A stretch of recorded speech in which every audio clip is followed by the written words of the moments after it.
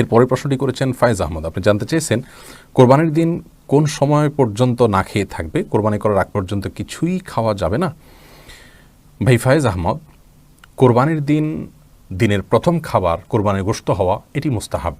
রাসূল করিম সাল্লাল্লাহু আলাইহি সাল্লামের আমল থেকে এটি সুস্পষ্টভাবে পাওয়া যায়। তিরমিজি এবং মুসনাদ আহমদ সহ বিভিন্ন হাদিসের কিতাবে রয়েছে যে নবী করিম সাল্লাল্লাহু আলাইহি সাল্লাম ঈদুল আজহাতে কোনো কিছু খেতেন না বাসায় এসে কোরবানির গোশত প্রস্তুত হওয়ার আগ পর্যন্ত। বিভিন্ন সালাফ থেকে উক্তি পাওয়া যায় যে কোরবানির গোশতটা এটি মূলত তো আমরা আল্লাহকে দান করে দিয়েছি, আল্লাহর উদ্দেশ্যে পশু জবাই করেছি, তারপর আল্লাহ তাআলা সেটি আমাদেরকে খেতে দিয়েছেন। কেমন যেন আল্লাহর পক্ষ থেকে এটি মেহমানদারি। তো আল্লাহর মেহমানদারির জন্য নিজেকে প্রস্তুত করে রাখা এবং অপেক্ষা করা, এটা আল্লাহর মেহমানদারির সম্মান দেখানোর শামিল। সেই জন্য কোরবানির ঈদে অর্থাৎ ঈদুল আজহাতে আমরা ভোর থেকে কোনো কিছু না খেয়ে কোরবানির গোশত দিয়ে দিনের প্রথম খাবার গ্রহণ করব, এটি মুস্তাহাব বা সুন্নাহ। কিন্তু এটি না করলে যে কোনো গুনাহ হয়ে যাবে এমন নয়। কেউ যদি ডায়াবেটিসের রোগী হন অথবা অন্য কোনো কারণে তার খেতে হয়, তিনি খেতে পারেন। এটি ফরজ বা ওয়াজিবের মতো কোনো গুরুত্বপূর্ণ বিষয় নয় যে এটি লঙ্ঘন করলে কোনো গুনাহ হবে। তবে সাধ্য অনুযায়ী এটি রক্ষা করা ভালো। ঈদুল ফিতরে কোনো কিছু খেয়ে খেজুর ইত্যাদি খেয়ে তারপর ঈদগাহে যাওয়া সুন্নত, কিন্তু ঈদুল আজহাতে সেটি নয়, বরং অপেক্ষা করব কোরবানি গোশতের সেটি প্রস্তুত হলে তারপর সেটি দিয়ে আমরা দিনের প্রথম খাবার গ্রহণ করব।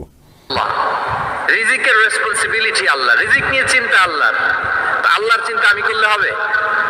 বলেন, যেটা দায়িত্ব আল্লাহ, যে রেসপন্সিবিলিটি আল্লাহর, ওই রেসপন্সিবিলিটি আমি নিলে হবে? হবে না। তাহলে আল্লাহ তাআলা নিজেকে আর রাজ্জাক বলে কোরআনে আমাদের সামনে উপস্থাপন করেছেন।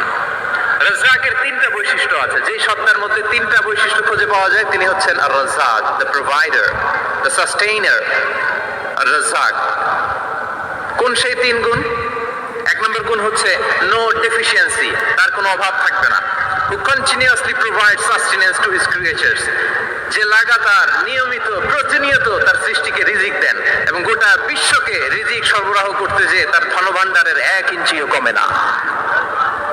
সুবহানাল্লাহ বিহামদি।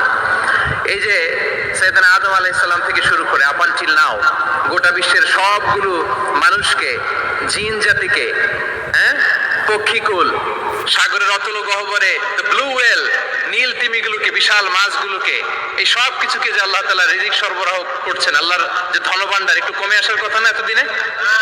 কি বলেন? এত হাজার হাজার বছর রিজিক দেওয়ার পরও তার ধনভাণ্ডার কমে নাই না। আল্লাহ বলে তোমাদের যার যা লাগবে, যার যা চাহিদা, যার যেটা দরকার সবও যদি দিয়ে দেই, আমি আল্লাহর ধনভাণ্ডারের 1 ইঞ্চিও কমবে না। আর Razzak যুল কুওয়াতিল মাতিন, the provider, the sustainer. তাহলে রাজ্জাক হতে হলে ওই সত্তার তিনটা গুণ লাগে। এক হচ্ছে নো ডেফিসিয়েন্সি, তার কোনো ঘাটতি থাকতে পারবে না। 2 নম্বর কোয়ালিটি হচ্ছে নেভার ফরগেটফুল, তিনি ভুলতে পারবেন না। who never forget the needs of his creation, তার সৃষ্টির কথা ডেকে নিবে যেদিন আমারে, তোমার প্রিয় করে নিও। হায়াতের দিন ফুরালে খাতেমায় মান মরে দিও।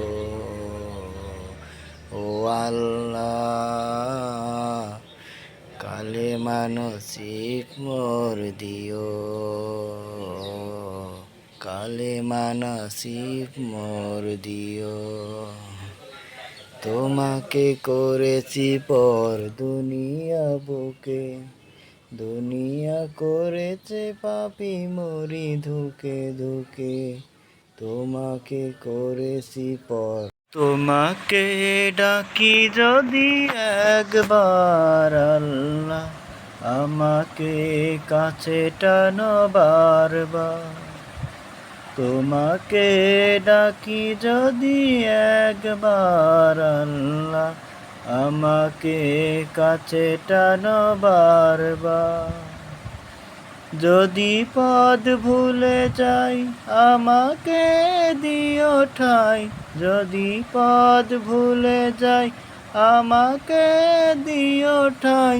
দিও দিশা এটুকু আবদার আল্লাহ, আমাকে কাছে টানো বারবার। দুনিয়ার বুকে আমি এক